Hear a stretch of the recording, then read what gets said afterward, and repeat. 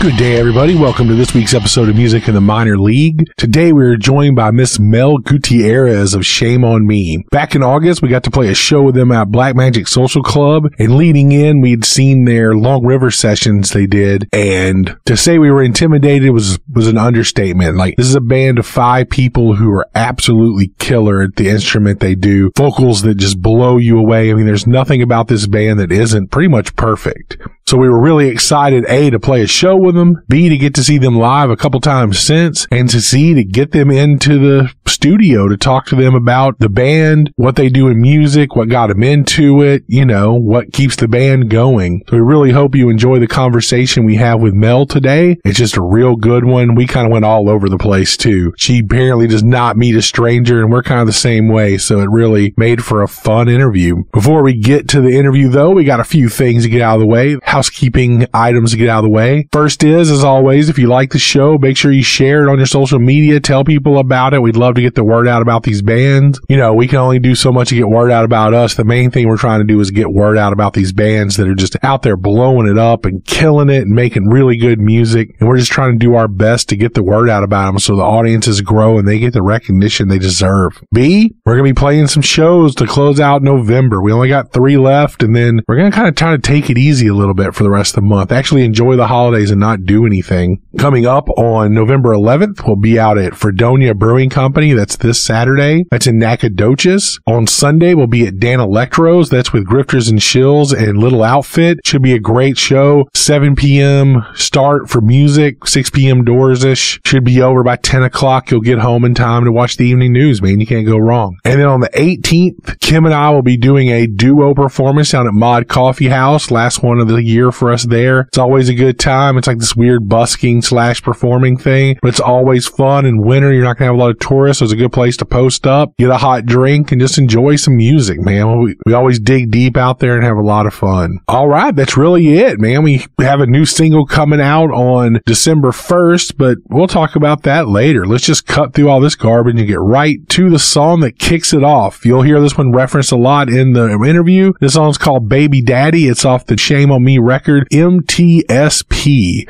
Dig it. We'll see you on the other side.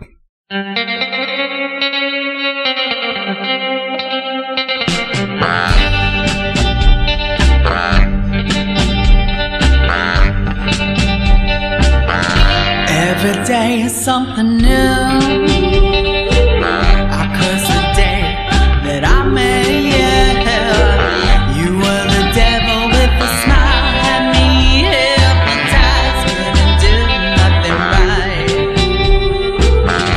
And I know you can't stand it here, and I hate your ass too. We only did 2 things right, bring these kids alive. It's all that I could stand of you. Fucking hate my baby's daddy. I hate my baby's daddy. If it weren't for these 2 kids, I would have put a hit on him. Hate my baby's daddy. Here it comes with his new flame. They really think I'm all too blind. In her eyes he is the same, but Lord knows he ain't chillin' in time. And I know she can't stand me, but fuck her ass too. If that bitch gets in the way, then be here the pain. No prayers are gonna save. Yeah, fuck it, my baby's daddy. I hate my baby's daddy. If it weren't for these 2 kids, I would have put a hit on him. Hate my baby's daddy.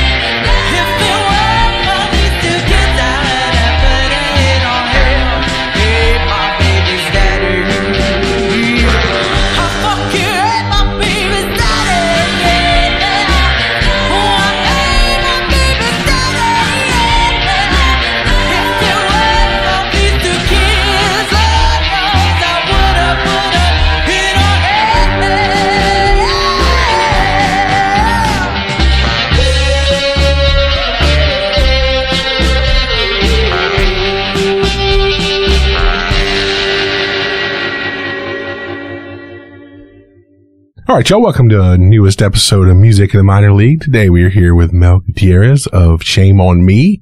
Hello. Thank you for coming in and hanging out with us and going from our crass leading in conversation to like the, hi, welcome to the smooth sounds of podcast I'm radio. very grateful to be here in your gray room. With our orange accents and yellow chairs. You know, this is more colorful. It's very synergetic. the city only really pays for tones of gray. I love it. It is funny though, because as you point that out, like We all decided to wear gray today. yeah, Mel is very except for Mel. colorful. Yeah, except I for wore Mel. all the colors. She took all the colors. We had no choice. All the colors and all the jangles. She left us with gray. Oh, man. It's okay. That's why we sound extra mellow today. Yes. It's like, hi everyone, welcome to the gray episode. The gray episode. Ooh. Oh boy. So we'll go into the whole kickoff thing. So we were fortunate enough, a couple months ago to play with Shame on Me, which was funny because after we played that show, I think we were talking about it, and even John and I were talking like, yeah, man, if we had seen them ahead of time, we'd have been too scared to ask them to play with us. Yeah. And then I remember, because I'd seen like the Long River session y'all did, and that was a good, funny thing, just to give you some props before we start. Because I played it for Kim, and Kim was like, we're not playing that show. Yeah, we were laying in bed. Like, I can't sing after He that. brings it to me and he makes me watch it, and then I'm like, we have to play with them? You know what? I Ro can't does that sing to me, after too. them. I'm like, why are you inviting them to our show? No, I'm playing. No, I get it. But I secretly loved it. That just, it's intimidating a little bit. You guys both have powerhouse voices. Man, Jules, like the way you had the intimidation about us playing, that's how I was about asking her to be part of the band, because I was just watching her play her little ukulele and going to town and singing, and then her voice, like, all of a sudden would just be this huge voice. I was like, ooh, let me see if she wants, we could probably harmonize with that, and I was just like waiting weeks and weeks, going back and forth, deleting the message and going, nah, you better not. But then she was like, oh my God, yes. And just like all Jules, like, because I knew her personality from a long time ago, but I didn't know that was just like her real personality. I thought that was just like you meet somebody and they're all energetic and ready. That's her all the time. She really is that person, and she was like, oh my God, I can't wait. And she came over the next week and we started writing backup vocals, and that was like in 2018. Nice. And that's where we are now. We're just singing everything now. I love it. You had a girl crush, basically. I did. And I was telling that to the guys earlier, like, I have songwriter crushes, I have vocal crushes, like, it's okay. Yeah, I'll fall in love with the mariachi at the restaurant sometimes. If he's singing the right notes, I'm like, babe, I'm about to risk it all for this one. You heard that? He already knows. He'll start rolling his eyes when I look at him. I'm like, they're singing. That's what's funny once I met Kim, because it was like I did not pay a lot of attention to like, oh yeah, they're good singers, but I don't understand a lot of it. Like, I just do it out of necessity. It was nothing that I worked at. And you could tell, No. Y'all sound amazing. Well, now, yeah.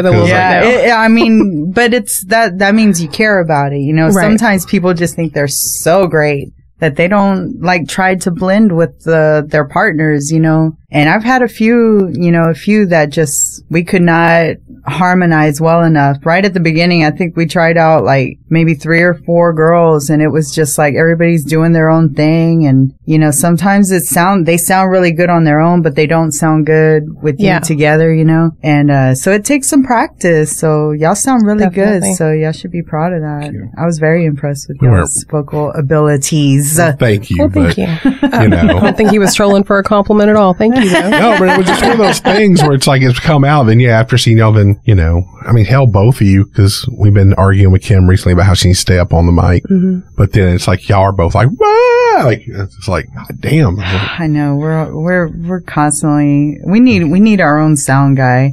Because we keep trying to figure it out, especially in the smaller venues, the feedback from my upright bass, and then Ro and his hollow body, and then we got Jules up there. Sometimes she's with a hollow body too. So it's just like, a sound guy nightmare. Right. A lot of empty space. Yeah. But luckily it kind of adds. I mean, some of the songs have so much reverb or kind of noise. Even the feedback kind of feeds in and adds to the, what was it, the shirt spooky doo-wop. The spooky doo-wop, yeah. But it's cool, man. Y'all like cover so many different bases too, like musically. So it's great where y'all don't get boring. Like everything's a little. Yeah, I think we're kind of just always evolving. All of us have different tastes, you know. Pat and Billy, my drummer and my saxophone player, they're both very into like ska and roots reggae and rock steady music. They have different bands that they're into. Pat is in Dem Roots and Billy's in like, I think he revived all his bands and started a new one recently. Oh God. Goodness. He's got a lot. He's got the Riptide Phantoms. He's got Scatastrophics, Always Guilty. He's got his little, he really likes to expand his music. He likes, like, he's very influenced by the Beach Boys. Yeah. So the vocally and like even like in his sax, you could hear kind of like the harmonies kind of feel very Beach Boys-y. I love it. And then Jules is more pop. She kind of brings in she's like, you know what that song reminds me of? And, you know, we'll start, I'm like, oh yeah, it does kind of sound like that. So we'll throw in some little references to like pop songs and stuff like, one of our songs, I think it's, Intuition. Yeah. She was like, you should put in the Beyonce, come and look it crazy right now, you know. So at the end of the song, I was like, okay. So at the end of the song, I kind of throw that in there. She's like, yeah. She gets all into it when we do stuff like that. So I'm like, hell yeah, let's do it. Yeah. And people love it when they hear something familiar. Yeah, too. you know. I mean, we do a few covers. We have like influences from everywhere. So we got country and we have like the Smiths and just stuff that not a lot of people really listen to, but they like the way we play it. So there you go. It worked out. Well, I think it's cool. I think it's something a lot of, especially bands these days. It used to be kind of people chose a genre and went with it, but now it feels like people are being way more like, yeah, I think this is what we're all into. We can do whatever in the hell we want because you're not beholden. Nobody's paying for it anyway. So it's like, I can do whatever the hell I want. I mean, why put your effort and money into something? Your time is more expensive than anything. Why put all that into something that you're not really fully into, you know, like, and I'm fortunate enough to be married to like this amazing guitar player that I didn't know was an amazing guitar player till we'd been married for almost like 4 years. Bought him a guitar when my kid was born. I bought it for his birthday and I said, you better write me a song. He was like, all right. And he never did anything. And then finally I was like, you know what? After we had the kids and Gloria was getting older and I'm like, listen, man, if you don't start writing some songs or something, I'm going to go find 5 guys and find me some songs to sing somewhere else. What do you want to play? That's awesome. Motivation. Wow. Yeah, that was motivation. I had that Baby Daddy song in my head for 10 years. You know, me and 13 Black Coffin had split up a long time ago. So we never got to it. And, I was like, you know what? He's like, what you want to play? I want to do this one. I already had the melody and everything already in my head. And he just, I was like, what the hell is this? Yeah, he's got like a great sound. That's one of the things we were talking about. Me and John were talking about. It's like, it's all these people, guitar players, like going for this killer tone. It's like, it's kind of like not that. It is. But he has his own sound. It's like, that's the thing you want as a guitar player more than anybody is like, when you hear him start, you're like, okay, that's Roe playing. Yeah. Like he's so influenced by like music just in general, you know, like he's really into rockabilly music. That's evident. Okay. But like he's also into like 90s girl groups and stuff that like, what was like Seethers and, you know, like all the Breeders and Sonic Youth and things, you know, all these 90s bands that had all these chicks in them. He was like, oh, about it. He would always go to their shows. He knows some of them, like he'll tell me stories. Oh yeah, I partied with them. I'm like, what the hell? You know, like how did all this happen? But he was really, and I really liked like doo-wop music and soul music. So when we first got together, he made me this huge playlist. and put it on my computer for me and everything. And that I had like 40 something hours of girl groups and doo-wop and oldies and everything. And I was just like, oh, I love him. You know, bring me my computer back in a 6-pack of Lone Star and I'm yours forever. But that is fun because like we first started playing with Kim and stuff, like I was like, you know, because you were very smooth and you listen to a lot of pop girl stuff. And I was like, here's all this like, so I used to always say like, women have a lot to be angry about. Like, here's some angry girl music. Like, you need to listen to that. I was like, it feels kind of like stupid to be the dudes up there like, everything's hard, blah, blah. And it's like, you know what kind of shit y'all have to do? Here you go. Here's some, you need to listen to this and get more attitude. Oh, like, you can be pissed off. Jules was like that too. Jules grew up with deaf parents. Her parents didn't have hearing. One, I think, I can't remember the exact terms for it. She's usually here to explain it, but she didn't really listen to music much growing up. It was just whatever was on the radio. So singing wasn't something that anybody would notice that she could do, except for her siblings. And her brother, I think, heard her singing in the bathroom one time and started banging on the door and like, hey, is that you singing? You can sing! Did you know you can sing? And she's like, what? She had no idea, you know, but just like listening and I guess to the radio and, you know, she's about, I can't remember how old she is exactly, but I know she's very much younger than me. And she had a lot of pop music like Whitney Houston, stuff like that too. So it just, when we got together, I had to show her some different stuff. And like, she didn't know who all these, she said she lives under a rock. Yeah. She goes, I lived under a rock. Don't hate me. I don't know what who that is or what that song is. Or man, we went through everything. I think I brainwashed her for about 6 hours. I'm like, sit down, look at this 40-hour video of Beth Ditto and X-Ray Specs and Bikini Kill, you know, like showing her all this stuff. It was like be angry with this. Like brainwashing little Frankenstein. But it's also more exciting for you. It makes you get re-excited over everything. You're like, oh, we get to show this to someone new. It's like, this is why I love this. Right. So it's a good reminder of like, yeah, this is exactly why I love this. Let me show you all these things. Yeah, when I showed her the cramps, she was like, what in the world? I was like, this is the sound. But I was showing her videos and, you know, Lex is rolling around with a microphone in his mouth. She's like, that's your job. No, this is what you're going to be doing, Jules. No. I didn't sign up for this. But I should remember like Jules. At that show, because even watching the Long River session, I was like, well, I mean, I don't know how they do it. And everything sounded so good. I was like, well, maybe they're playing along to like a track. I was like, at the end of Eve, every time she does that live, it's like, holy shit. Like she can do that consistent, like just, I do that. Yeah. And then she always giggles like she doesn't know she can do it. Yeah. It's like, come on, man. Cause y'all don't know how hard I had to work to get her there, like to let her release her beast in the studio. Cause the first time we ever heard that scream was behind a closed door with a microphone.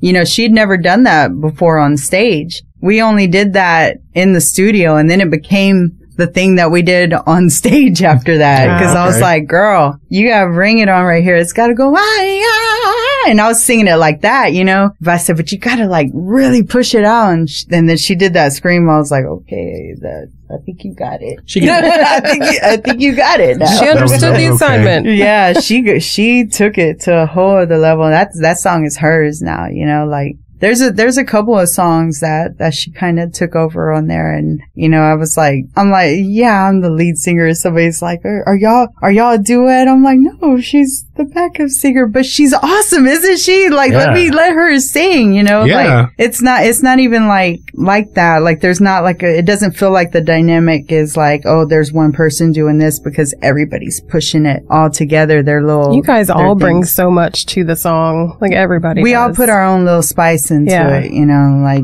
everybody has their own seasonings and stuff that they like, but if it's not all put together with the whole group, the whole 5 of us, we do things here and there. Like we'll do some smaller gigs where it's just the three of us or the two of us. But when you get the whole gumbo pot together and all of them are in it, it's amazing when they push it, especially Jules, man. She just lights up. But I think that's one of the nice things about the dynamic with your band is that you have two really good singers. Yeah. And so you can play an hour-long set it doesn't feel like a long set. Mm-hmm. Because as a viewer, you're constantly getting a different approach from a different singer. And so it really, I think it works out great for you guys. Yeah. I mean, we like it. And, Jules is still developing the way when she came into this, she'd never really done anything like this before.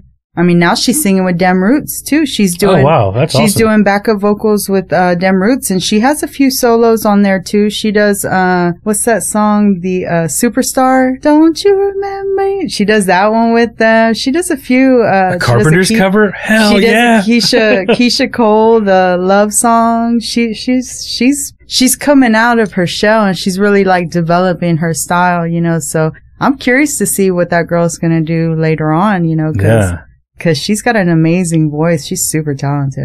I love you, Jules. She already knows. Well, that works, and that's kind of exciting to hear because it's someone else like, yeah, dude, where it's not, there's no sort of rival. It's like, dude, we're gonna fucking be awesome together. Oh yeah, I'm gonna it's gonna be like Shake and Bake gonna slingshot her up when I gotta get upstage for the cane, then she's just gonna go take over. Better learn to play this bass, girl. Right? I'm trying to get her to play the bass. She's big as that thing. I don't see. She's taller than me. I'm see why she don't already. See, that was funny. Like, I asked you this at the Black Magic Social Club, but like when we were watching the video, my son who did like orchestra bass and stuff, like he played for the Baytown Symphony for a few years, and he was like, yeah, dude, like she's actually knows how to play that thing. Like she's correct. She's picking right. Like she's doing it correctly. When I asked you, and you're like, so relieved. You're like, I really just started. So I thought that was cool. So what led you to, of all things, to be like, I'm gonna pick up the stand-up bass? Right, the most inconvenient instrument to carry around. Anywhere. That's the sixth member. The whole truth is that it was not all my idea. I knew I wanted to have an upright bass in my band because I used to have an upright bassist in 13 Black Coffins, and that was the sound that I liked. Never in a million years did I go, oh, maybe I should just do that, But when I forced my husband to make me a song, he forced me to kind of pick something up too. And at first I was trying to play guitar, and he was like, maybe you're a bass player.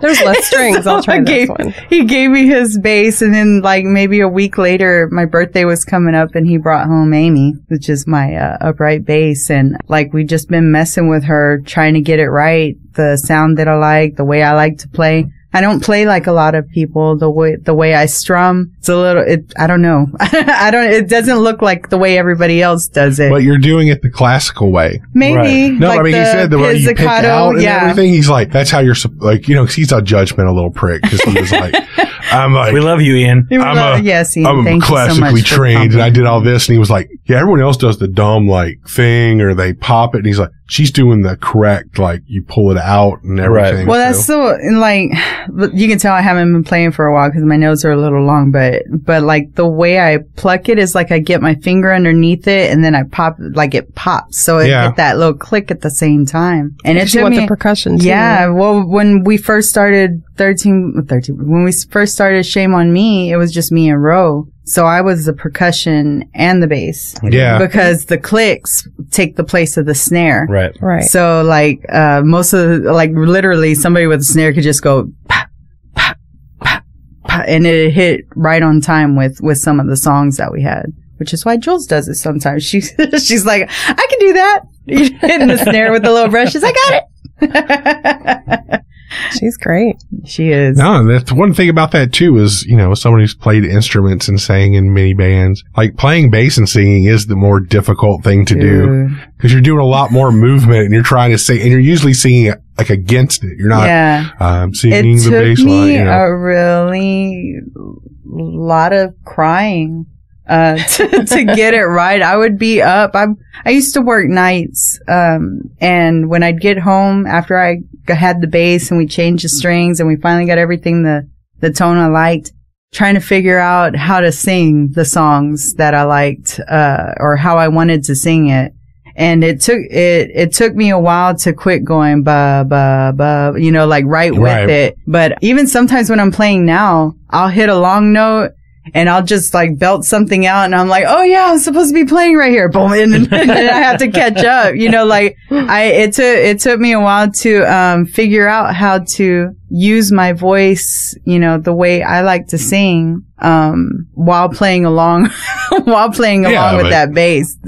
Some of the long notes, like you could tell when I get carried away sometimes with one or the other. If I'm playing like real good and I'm like, ooh, that sounds good. And I forget I'm supposed to be singing. And I'm like, oh yeah, hold on. Where's that note? Okay, there, I'll start right there. It goes back and forth.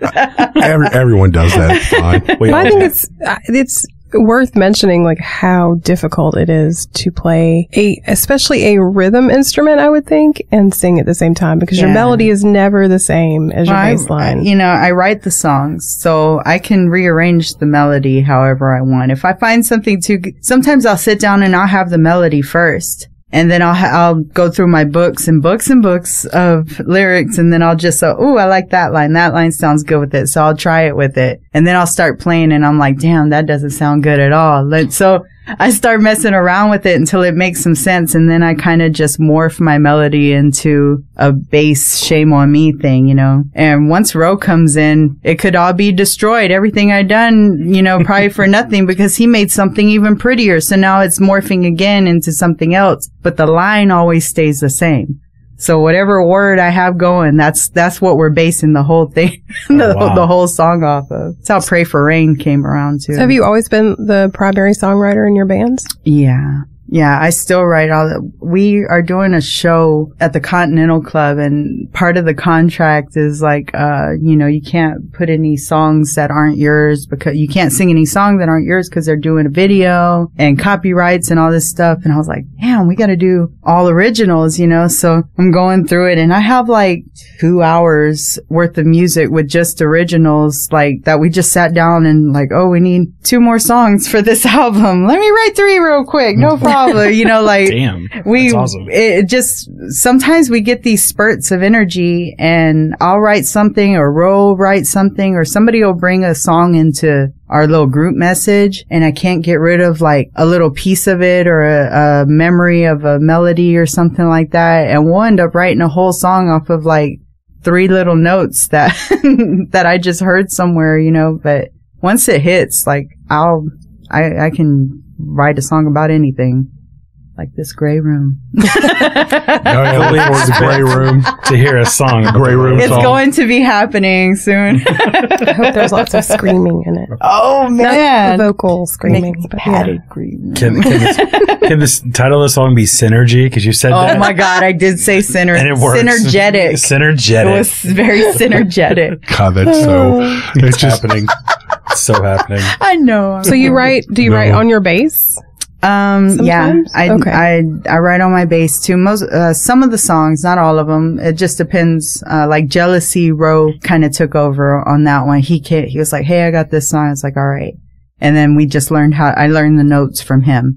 Or before, I didn't even know the notes. I'm like, look, it's this one, and this one. What is that? You know, like, what note is that? Turn your tuner on. Jeez, for real, man. It was like a toddler on that thing, just like, trying to memorize where everything was on it. And finally something clicked, and I was like, let me put a chart up here, and maybe it'll help me figure out what these notes are. You actually have to learn them. It's not like a electric bass where you're just this fret. It's like, oh, if I'm a little off, it's a little off. It's a little off. When I first played, I mean, on the upright bass, it's fretless. So if it's a little off, you can still slide up a little bit, you know. And you have to you have to memorize where it is, because you're not always looking at it, especially when you're singing, because you have to be over here and your microphone's right in front of you. You can't play, you know, I slapped the hell out of so many, mic stands, because when I first started playing, I didn't. I never needed a boom mic before. Right. What did I need a boom mic for? Bonk, knocked it. Now I know why. Oh, okay. So it's Look all like a fighter because you got like bruises across your hand. for real. I still do, dude. I People are always like, have. Mel, are you getting in fights on the weekend? No, I'm playing bass. in a Hey, band. you mind Is your Ro own okay? business Right. about those fights. Right. Okay? Nobody's listening. Bro, you about can those tell things. us. First rule about Fight Club. Don't talk about Fight Club. Oh, man. Well, then, like you said, you can't really face the way because you're singing, but also you can't turn the bass because it's going to feed back into the monitor it's every so time. bad. It's so bad. I'm like, just turn down my bass in the front monitor. Yep. I'll put my inner ear monitor on so I can hear my voice. Sometimes that helps. It's just a big old mess. I have too many complications on stage. It's not the easiest I need thing a to good play an tech. instrument If and anybody sing on wants to stage, apply, though. hit me up at shameonmetx@gmail.com. Bass tech. I've seen people stuff foam in the F-holes before. Yeah. A lot of people in our area are always are a lot of stand-up bass players. And between that and the baritone sax, y'all basically have 2 extra members of the band. Jesus It's like, Christ, y'all are man. like, let's get all the big instruments. I know. Basically, And yeah. then we're all big too. Pat's like 6'2". Dude, He's I know so Pat. tall. He is so tall. And then Billy's like right behind him. Rose, super tall. Jules is as tall as Pat. And then there's me. I'm the little one in this scenario, I With guess. the I'm giant 5'9". instrument. So I was saying that's the short one. I'm It's the like I've short got- one and I'm 5'9". God. It's just, for me, it's like me and the little people. It is. It's always laugh when people get me and Health mistaken at shows. Hey man, that little guitar you were playing, I was talking about that last It's night. not little. I'm like, it's the short guy. You want the short one. Like, he's the one who plays the thing. What? Remember the one night at the Friendswood deal, I was like, I tried to answer, like, yeah, it's a dobro. It's like a open D. And he started getting like, what kind of bar is that? Like, what brand of this? Like, look, man, I'm not the one. He's the one. He's the short one. Go over to him. Thought I could answer your I question. was just trying to be nice. I was just Got trying you, to yeah. not make this awkward, but you had to push it, man. Guess we all gonna have to be there now. Right. Then we got our little Hobbit singer that's like, comes That's up there. amazing. You I have guess a I beautiful just- voice, love. Thank you. You do. Thank you very That's much. part of the whole thing when I show her y'all. She's just always like, "Oh, I love singing with people. I love doing this." So she was just like, "They sound so good together."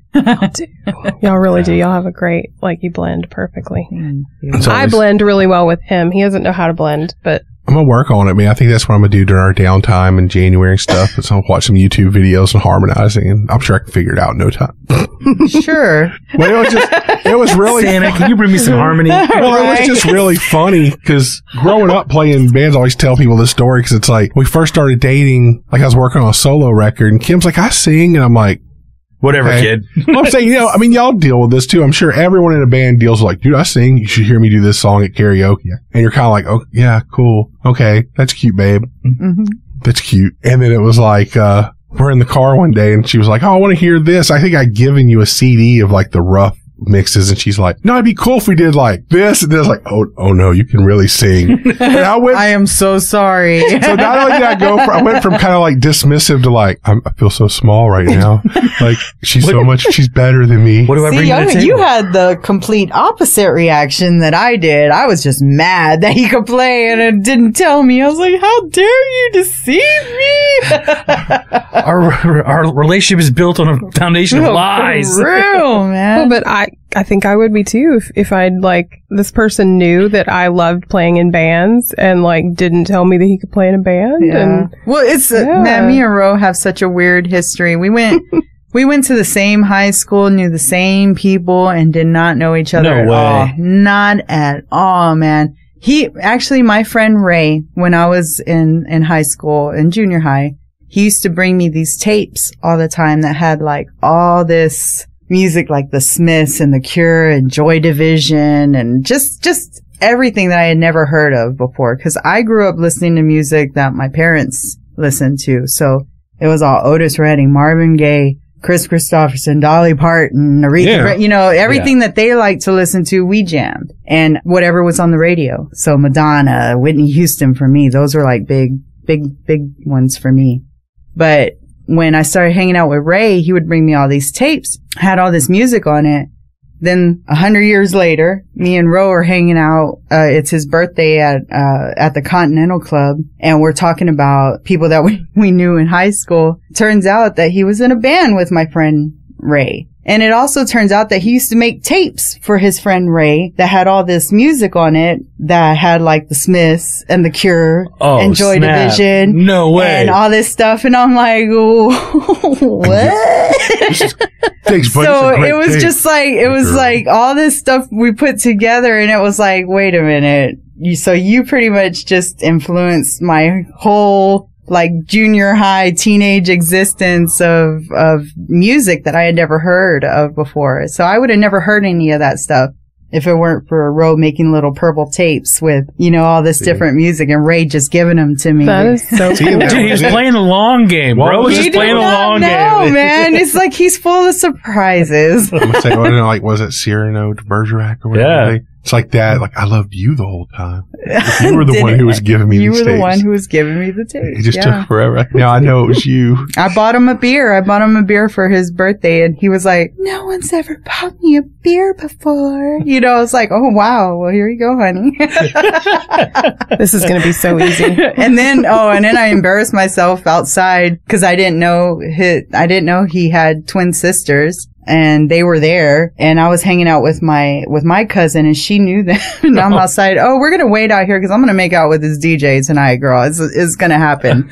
And I'm doing all this in front of his sister and stuff, and I didn't know it was his sister. Sorry, Sarah. But she met her future husband that night too. That's great though, 'cause it's like if they were just like gross, that's my brother. Or oh my god. In the rain, drinking a 40 that had been sitting in the back of her car all day. It was rolling around. She's like, I got some beer, but it's probably hot. And I'm like, bring it. My friend has passed out in the back of the car. It was a really weird night.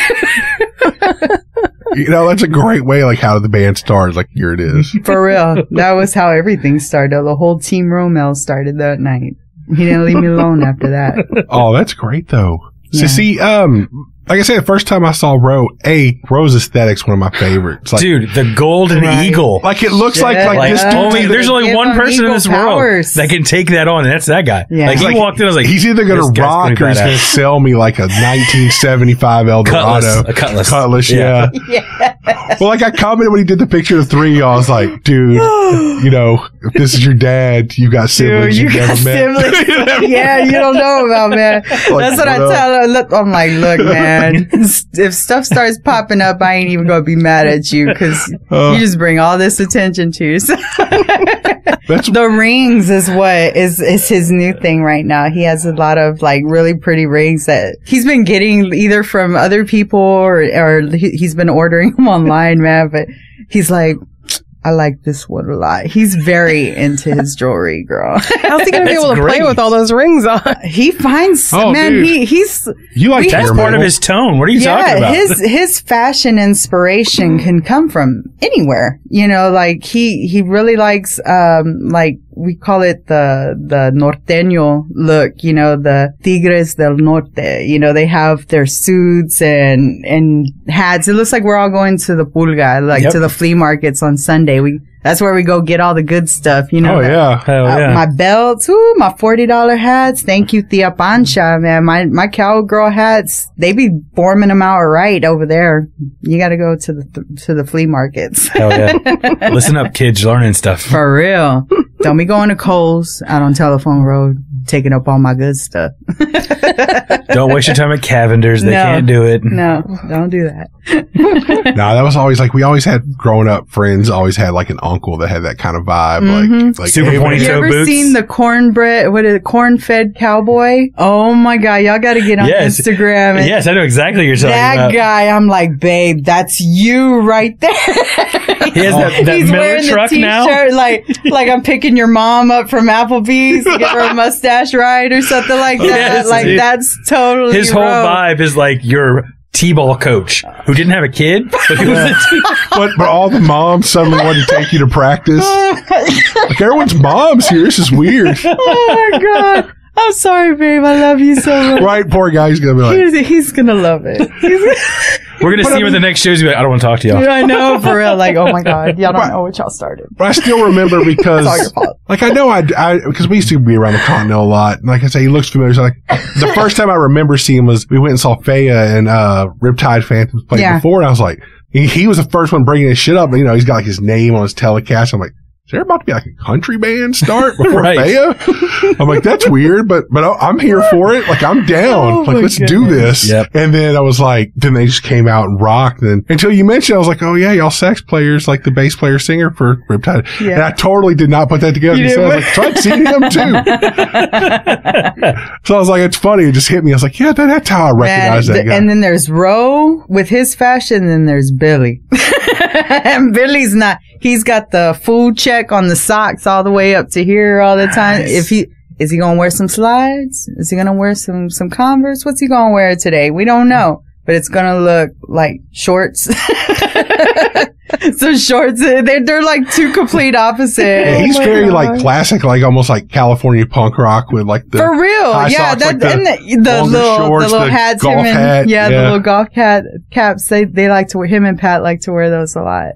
But they all got their own style, and like we mix it up a little bit. We have like some matching shirts, kind of like jerseys and stuff like that. We like the bowling shirts, so we try to keep it especially with the Long River sessions. Everybody loved everything matching and stuff like that. Yeah. So we got like different color shirts for different occasions when we do the full band. Everybody wears their shirt or a certain color or whatever. We kind of pick the color by who we're praying to that night.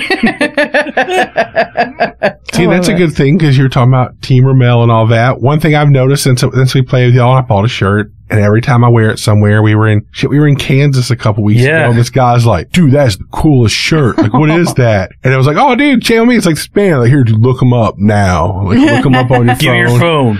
Right. Follow them. Listen to them when you go home. That's what it's all about. But people notice it. And I was like, the fact that y'all bring it back to that, the dress, everything, like, y'all do a lot of art projects, like, Yeah. Well, I mean, y'all make y'all's own merch. The whole Shame on Me thing is really an art project that people really like to listen to, because we're not like trying to sound like anybody else. We just have these different sounds in our head that we work it out until they sound all good together, if that makes sense. Yeah. No, that's the best bands is when you can work together. We kind of just jam, and like if somebody has a certain idea about something, we can start there, or if I have like something that I've been working on obsessively for about 2 weeks, then I'll tell them about it. I'm like, hey, we should probably do something about this. Yeah. So you're saying when there's a good group synergy happening. Yeah. It's very synergetic. Right? Synergetic. Maybe y'all should start practicing here. I know. We should change the color scheme. No, I always said when we did this, it was like, this looks like a tech startup. It does, 100%. It reminds me of kind of the work source when I used to have to go in and like do job applications. It is the exact These are the same exact colors, right? Of the work source. It is. It gives me a very actually some of our walls are light green kind of feel. They're not looking at me. Well, this is technically a greenish gray, so yeah. I actually work at the work source, and our colors are orange and green. Orange and green. But yes. But y'all have the gray. We do. I used to work at this company, Universal Weather and Aviation, out now it's in Clear Lake. But our color on our floor was green. We had it was a big building that had this like empty, what do they call them? Like the aviaries or something like that. It was just open all the way up. Oh, atrium in it. Yes. Atrium, there you go. Our floor was green. Everybody had a cool color, but we had green, and it just so happened that the wall that where we were sitting was like the brightest green, like what do they call it? Like that IKEA green. Oh God. And gray on the other side, and then green. And it was just like pulling my hair out all the time. Orange is a little more soothing. I could have dealt with that a little longer. Listen to that Universal. Y'all need to change those colors. You're driving people crazy. Right. Orange is way prettier. And it goes with everything. And it does. It's quite nice. It's a good color. But no one bought our orange shirts. We made them. I know, right? That's bullshit. We have 2 of them left. Anytime you make a colored shirt, it's just... You're taking a gamble. You're taking a gamble. Even green for St. Patrick's Day is an issue now. They don't want green. They would just want black shirt with green on it. Exactly. Right? Everybody wants a black t-shirt. Everybody wants a black t-shirt. How many black t-shirts do you really need? Except for the one guy that comes up to your table and says, "You don't have any green t-shirts?" It's St. Patrick's Day. It's St. Patrick's Day. Made one just for you. Well, that's what we used to do. We used to do early on, did all of our own screen printing and stuff. So it was a lot of it was like, well, what color do you want? Yeah. We're opening up, ordering, and give us a color, and we will do. You can't give people too many decisions nowadays. Nope. They're so used to it. And now work out for them. Now we're lazy. And it's like, no, there's one shirt. You get, there's the shirt. Yeah. We're going to do orange shirts with black writing. Orange. Black.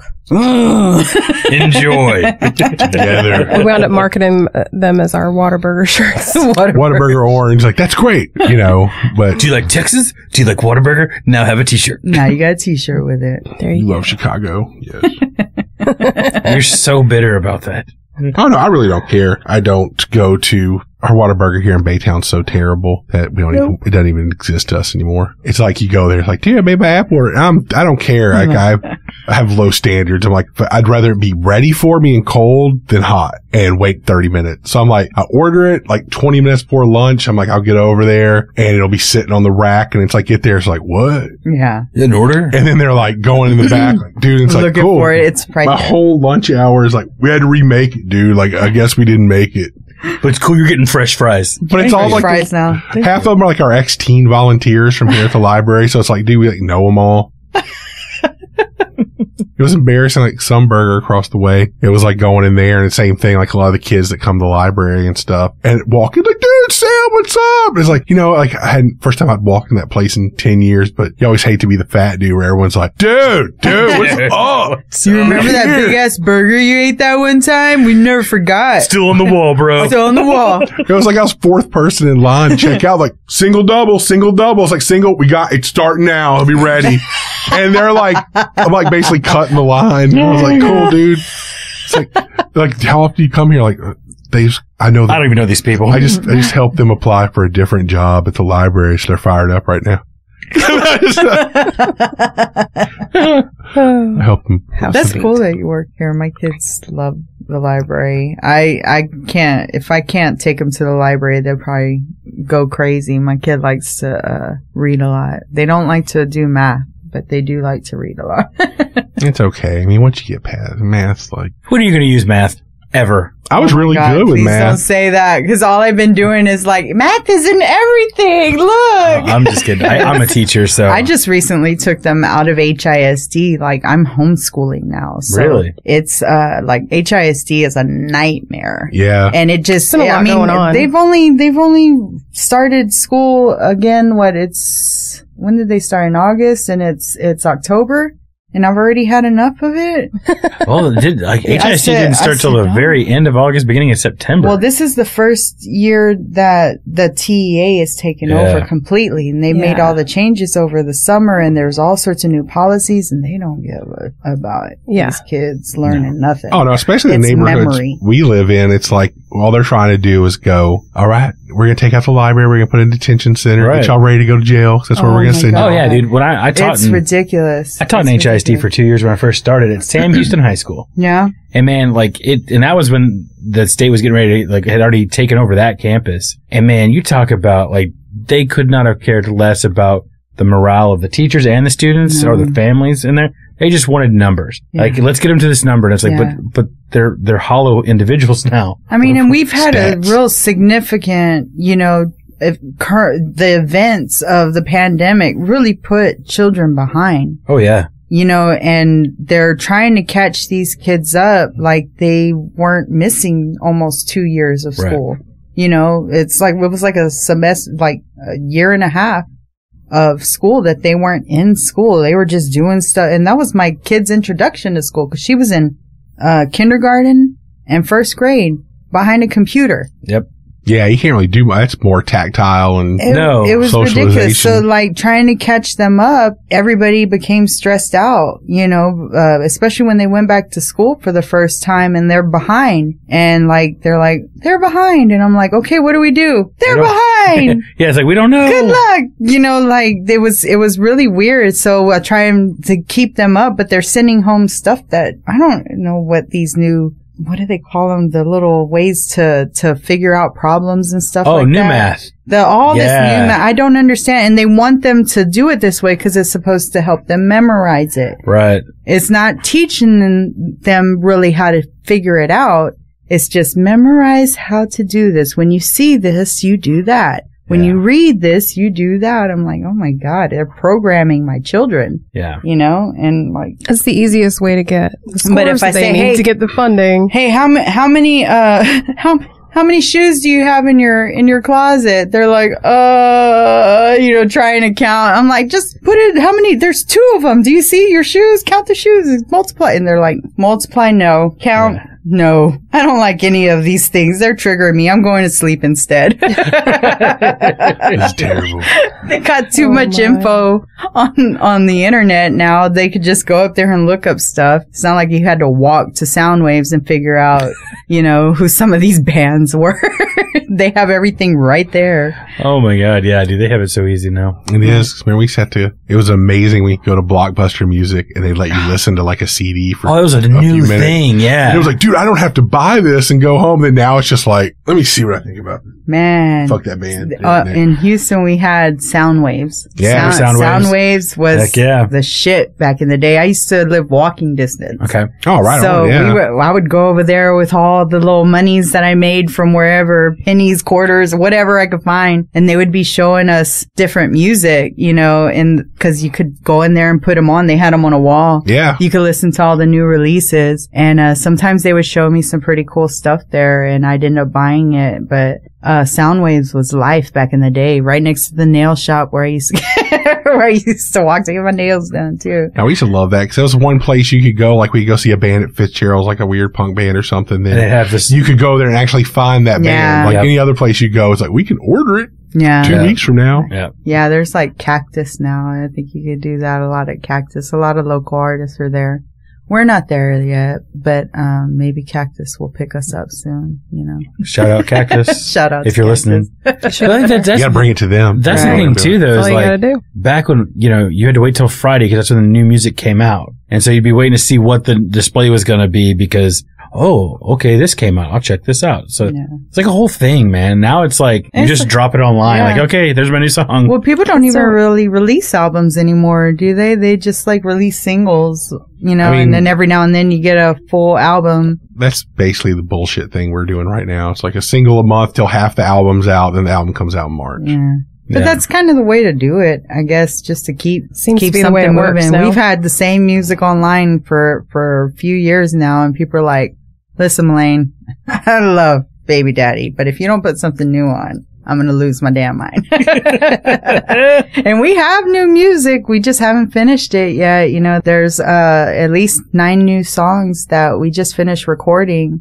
Nice. And ready to get them out there, but just like moving. We're relocating our business right now. We're relocating the family. There's all sorts of stuff going on right now for Shame on Me. I have 2 teachers, I have 2 teachers in my band, and Billy was working with the family business, and now they just dissipated the family business too. So he's working for somebody else now. It's like everybody's got life going on, but like we still communicate and we got shows coming up. So I'm like, hey man, we gotta get together. We gotta practice something. Practice this because we're doing this event over at the Continental Club on the 9th, the Texas Music Conference. Yeah. They hit us up and they're all excited about having us there because it's like the way Mark explained it to me. Y'all have all the different elements of Houston, like in like just like a few songs, like you can hear all these different influences. I agree with that. And he wants to really push that out to the rest of the committee, like the departments. There's Austin, there's Dallas, there's all these people that have the same department that they're doing with the cultural affairs for Houston. So they're all coming to Houston. All these different people are coming to Houston to, I guess, have the music conference about what they're doing. If y'all ever get a chance to go to those mayor events that they just have one over at Bad Astronaut.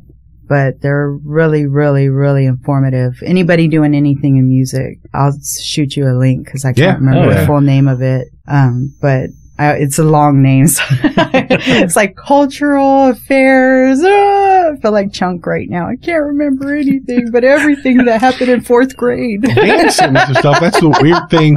I know one of the mayoral music things, because we live in your Friendswood? I'm Harris County. Yeah, as I say, we're Harris County, but we're not in Houston proper. It's like, Man, I'm you should Houston, still Texas. go, because my friend. But if you can just go, yeah, you can go. It It's great networking, and especially y'all play in Houston. Mm-hmm. So like, just being around different musicians and networking with people in the business, not just musicians, you know, they give you all sorts of advice and put you in the right direction for like legal help and stuff like that.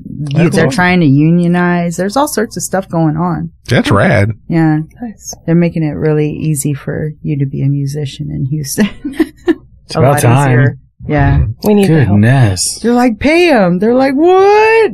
Yeah. You know, that has been one of the nice parts about we talked about this in previous episodes about the post-pandemic mentality from venues. You're finally seeing venues pay. Mm-hmm. When they used to be like, oh no, we'll just, you know, there's now guarantees. Here's some beer. Yeah. Hey, I'm going to give you a 12-pack of Lone Star, and then you get, you know, whatever you bring through the door. And it's like, well, you didn't charge 30 people that were already there. Yeah. Those are your regulars, but they would be paying customers. You know, so it's nice now that you at least get that from venues. It's nice that you can actually like talk to somebody and negotiate with them too, you know. Before you didn't have that feel here in Houston. There were some venues like Fitzgerald's where they wanted you to pay. Oh, like play on the Sunday. No. Play on a Sunday matinee. Yeah. And however many people you brought dictated if you got asked to play on a different you know what?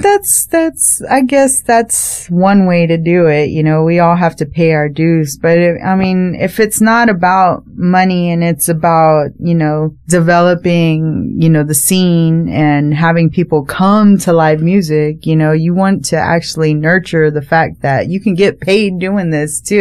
Right. You can make a living. You don't have to like sit there and wait for the free nachos to come to get your first meal of the day, you know? Ah, the free nachos. The free nachos, wings, Yep. hot dogs at the hot dog shop. Oh Yep. yeah,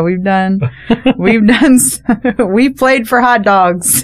Well, that's like we played in Wyoming last month, and what was cool about that is part of the deal was like you got a percentage of the bar, like 10% of the bar, yeah. but from all day basically. Wow. Not just while you were playing. Right? Yeah, the show was set from 9 to midnight. I mean, you get 10% from 9 to 2. Wow. Or from 8 to 2 8 for to an 2. hour before. Yeah. And, you know, we'll Venmo it to you the next day. And it was like, okay. And then they actually did. Those guys are doing it right. You should give them a shout out one day. Right? Shout out to Roughed Up Duck, Laramie. Yeah. Hell yeah. Hit us up. Shame on me.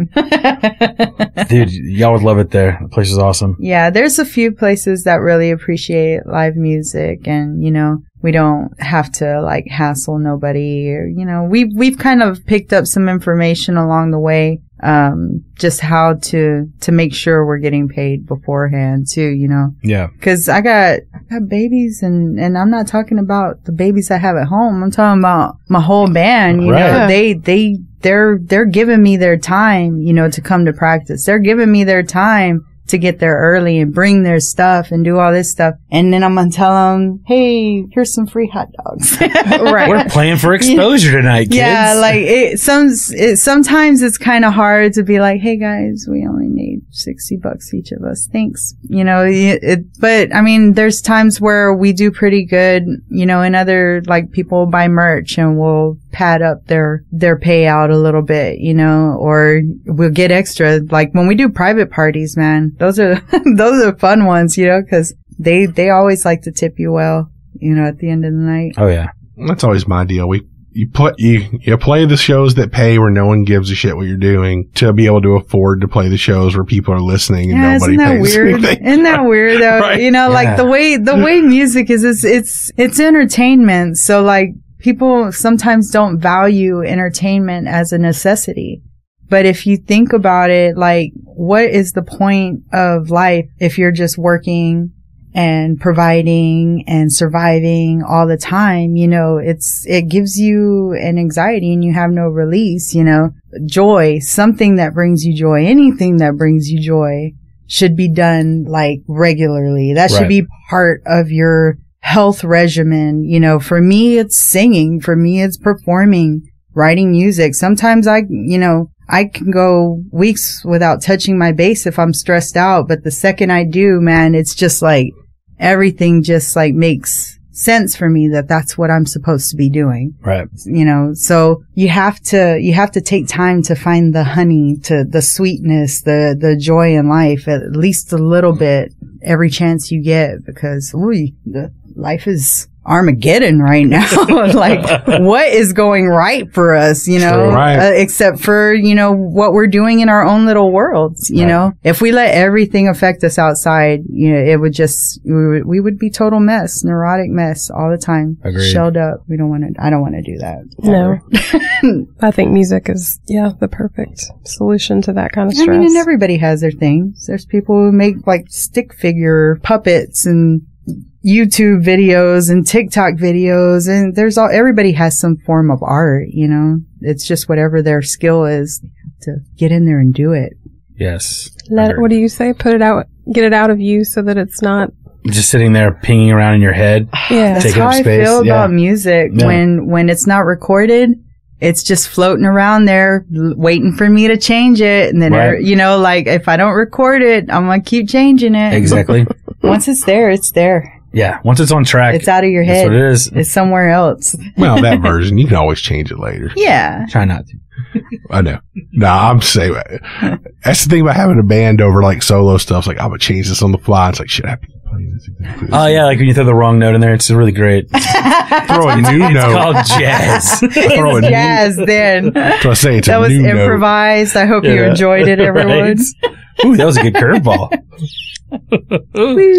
That's how that goes now. We walk it up. Like, what? Oh, you said E? I thought you meant B. They look the same. You know. I am notorious for always hitting the wrong note on the end of the song. That's why everybody looks at me. If you know, if y'all do it, there is, I don't know what's wrong with me. I'll just like, boom, like totally hit the wrong one and everybody just looks up. That's how you finish a song. That's how you do it. You just sing over it. You know, you got a lot going on, man. You know, I mean, you're playing an instrument, you're singing, and you're like, what the hell is that lady fixing to do? Like, is she really about to? Oh my God! And you're like, oh God, okay, that was sorry. I forgot there was music happening. That guy, this guy right here, man. We were playing Continental in the backyard last month, and you know the stage now faces the street, right? So you can watch Sam. Stuff's going on, and Sam's just like watching it. And you're like, Sam, I think we're going to change. What? That guy can't park there. Right. It's like Alan's going to be pissed. Is he parking by my car? What's that cop doing? What's that cop doing? And then it's like, oh, okay, that one got pizza. Now there's Uber? another one. And this dude parked. We're like, what's about that? And it's like, it's a drug bust. Kim, did I just play the verse? Right. That's where it's like, Kim, you just went straight from the first verse in the bridge. It's fine. It's fine. It happens, man. It happens. Health followed you. It's fine. Right. Done that at House of Blues, watching the game while we were playing. The Astros were winning. And I was like, singing, kind of kept looking. I'm like, man, could they turn that off? Because I keep looking at it like it's important to know. It's amazing what sports you find intriguing at the most inopportune times, right? Like, why am I so focused on this right now? Norman, Oklahoma. We played there a while back, and it just so happened to be the day that the girls softball team was playing in the national championship against UT. It was OU and UT. And so, of course, the TV's literally across from his line of sight. It was like 6. That was the thing. We already got pushed back 3 hours. 3 hours. For this game, and it's just like, and they're stomping the crap out of UT. It's like 18-1 or something. We're like, can we please just start? Like, that happened to us here in Houston when we were at one of these bars there. They had just had this huge screen put up, and the stage is right in front of it. So they're playing the game and waiting to put us on stage, and they're just losing, and they're waiting for the end of the game. So everybody's like, like grumpy and stuff. And I'm like, hey, thanks for sticking around for that lousy game. we're going to sing some songs about my baby daddy now. You know? Maybe this will cheer you It up. is Maybe fun, this will cheer you up. I love it. Oh, we've had that. Always post sporting events, always like cool. Yeah, those are always fun. That is one good thing, people, no one will admit it, but I know plenty of musician friends that when the Astros lost, it's like, yes. That was over. It's not gonna mess up my It's like, dude, suddenly these shows, like, people may come now. Yeah. Because it is just like, oh, God. I was at work this week and someone called and told me that. And I was like, oh, good. She was like, what? And I was like, oh, I'm sorry. We have a lot of shows and people don't show up if there's games. Yeah, if there's games on. My favorite was the time we played Ronnie's during like a playoff game. Oh, God. They're like, fuck it. Like, we have TVs around. It's like middle of the second verse, like, yeah! Yeah, I know. It's very confusing. That happened to us This at guy really Kickback. likes that verse. It's like, I was like, oh man. And there were a lot of people there, but they were all turned the other way while we were on stage, and they're all watching the game over there because they were winning, And then you Sam get just thought quiet, he they wrote a turn great around, they're line. like, oh, yeah. Oh yeah, these guys are Yeah. playing. Good job, honey. Good job. You look great. So, that's something people don't think about when they root for sporting teams and stuff, is that it takes jobs away from your local musician. It takes attention away from me, and I don't. Also, I want the attention. can we tell venues to stop putting the stage next to where the darts are at? Oh. Because I cannot tell you how many times people have complained, like, I'm trying to shoot my shot. I'm like, yeah, and I'm trying to play my song. So That was like Union used to have the ones right in front of the stage. Oh my god. yes. And it was seriously, they had the video ones too, where it was like people were playing from around the world, and it'd be like right where the line is the midpoint of the stage. And it was like, all right, What's up, guys? and people like trying to watch, people has to stand like how dart dudes are getting like, dude, Need some room here. Good. There's At least always they some moved him to the weird. back. There's always some weird angle they put you in for a stage, right? Yeah. Always. And it's like the leftover space, but it's kind of like to where everybody can see it. So it's good right here next to the bathroom, right? Everybody's gonna be walking right here. They're gonna see you. You don't need to be elevated, do you? You So could- all you you're hear right. is the shh of the You don't need the a hand monitor, drive. right? No. Oh, good. No, we don't need that. We're good. We're good. We've got this. We're here by the grace of God.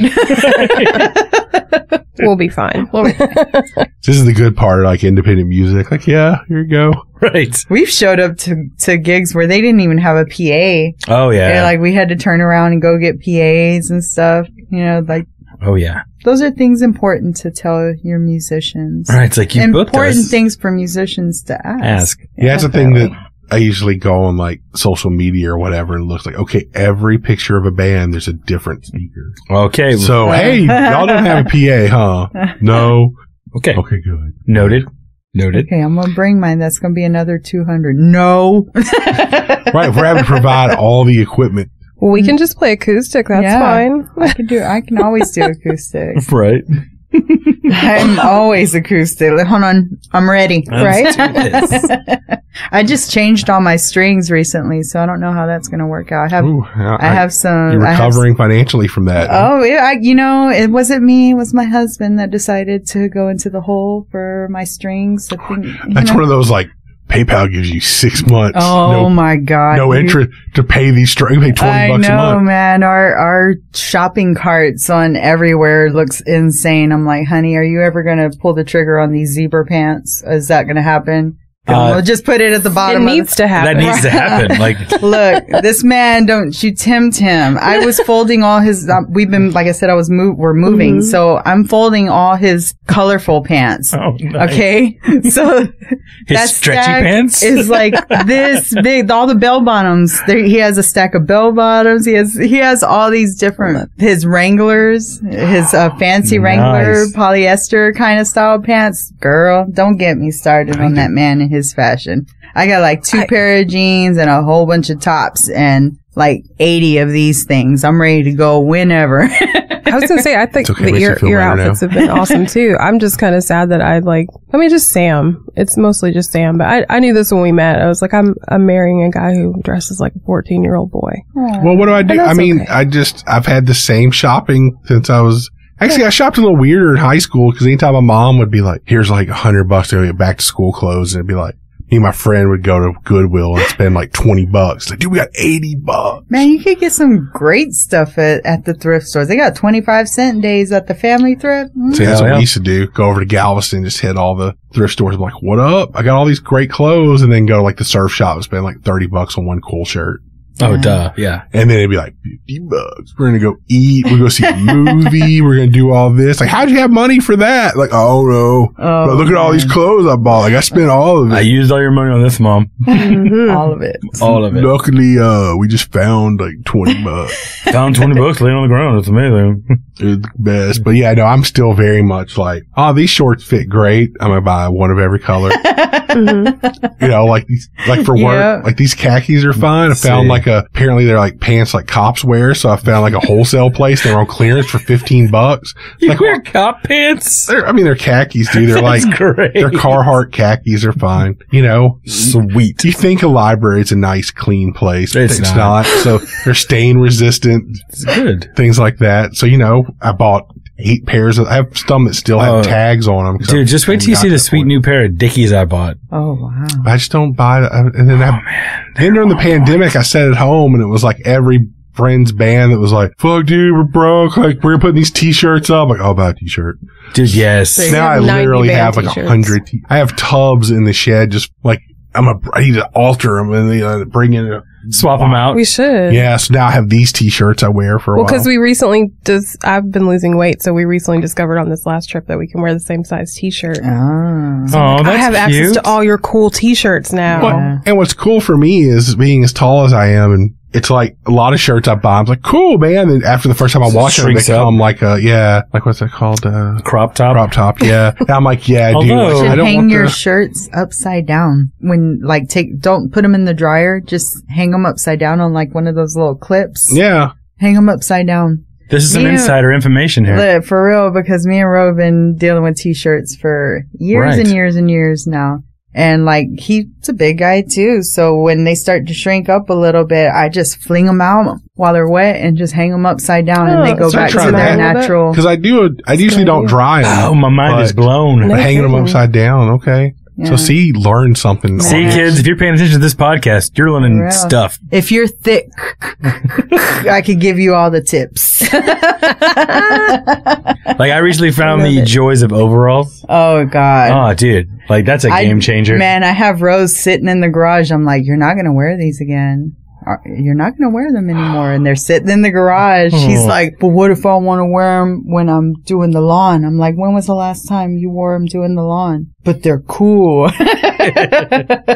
Those Dickies overalls. Man. See, that's the whole like artist people are and all the art thing. Like, oh, I got this. There's so many pockets on overalls, dude. Yeah. Like, it's great. As an art teacher, I can keep my phone in there.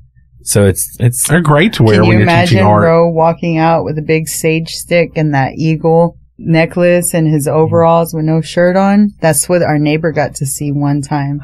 Lucky neighbor. And she was like, never mind. I'm going back over there. Oh my He's God. like, what's up, guys? With the sage everywhere. She's like, I gotta go inside before I gotta fight Mel. Right. Right.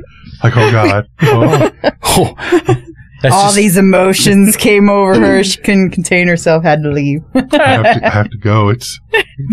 I need some alone time. It's one of those times where like, that's right, ladies. She's all mine. For real. This guy right here, that one. I'm taking him home. Pretty sure I say that on stage on a regular basis. Mm-hmm. Yeah. Back off, ladies. Yeah. I know. I say, Because when he keeps embarrassing me, he's all mine. I'm always like, yeah, ladies, please. Man, he's not been wearing a wedding ring for years now and still can't get any, so. I think the wedding ring would help.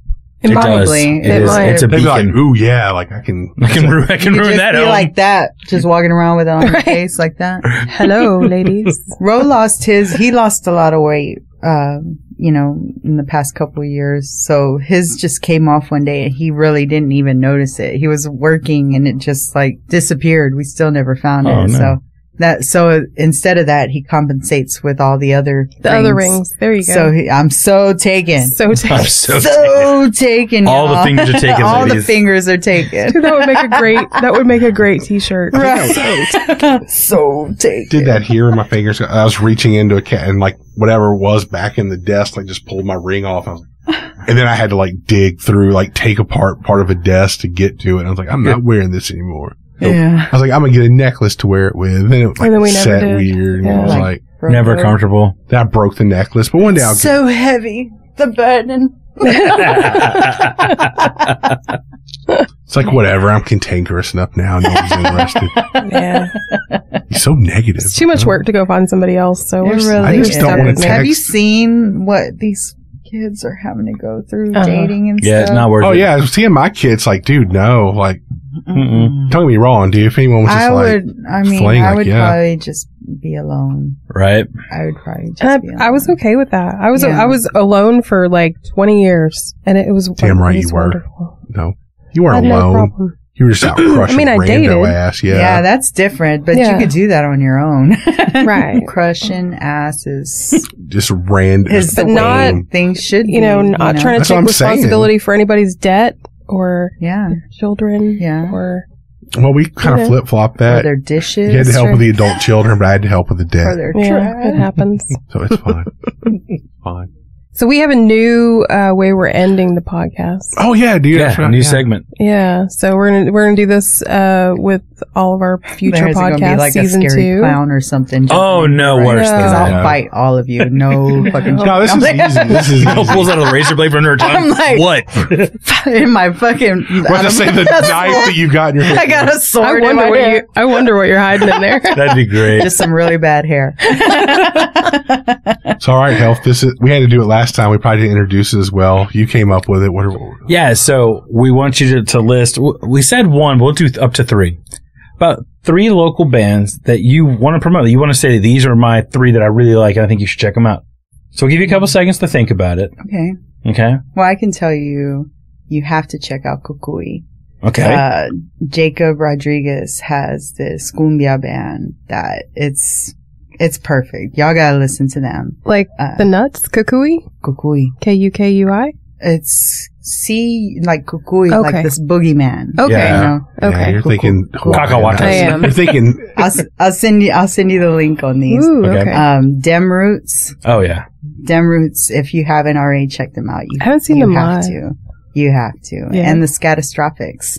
The Scatastrophics are an amazing rock steady band here in Houston. And all these bands are connected to my band, Shame on Me. So Billy plays saxophone and sings in Scatastrophics, and Pat, he sings also and plays drums in Dem Roots. So, and Jacob, he does our sound engineering too for King Benny Studios. So Oh, sweet. he's in a few different projects, Astro in also. But, yeah, Kukui is the one you want to listen to. Okay. Okay. They're Heck killing yeah. it. all right. You heard it here. All Gotta right, check these then. bands out. On that note, thank you for coming and hanging with us and talking, Thank you. taking This was part of your fun. day. Yeah, it was fun. That's good. All right. I went all over. Bye. All right, y'all. Thanks for listening to another episode of Music in the Minor League. We really hope you enjoyed our conversation with Mel. She's really great, man. Shame on Me is a band that we absolutely adore. Like, if you anything short of saying we have a crush on that band would be a lie. Like, they're amazing. Everything about them's great. Before we go, we just want to let y'all know that November 9th, they'll be at the Continental Club. That one is part of the Texas Music Conference. They'll be playing the closing ceremonies, but I believe from the Continental website that it is open to people who are not part of the conference. So be sure to go over there and check them out. They're also playing December 7th with Girl in a Coma for their farewell tour. It's already sold out though, so you're out of luck there. But if you know some way to score some extra tickets, head over to the Continental Club to see them there. Check out their website. Check out all their socials. They're killer. Do not blow it. You're going to love it. Check out the Long River session to see some live footage. Again, just enjoy it. Go out there and do it. We're going to kick it off with another song that was referenced. This song's called Eve. And when you want to hear Jules hit that big part, a little about 2 minutes and 10 seconds in, you're going to be like, oh, yeah. That's how we felt. So we'll see you next time. Y'all be safe out there. Later.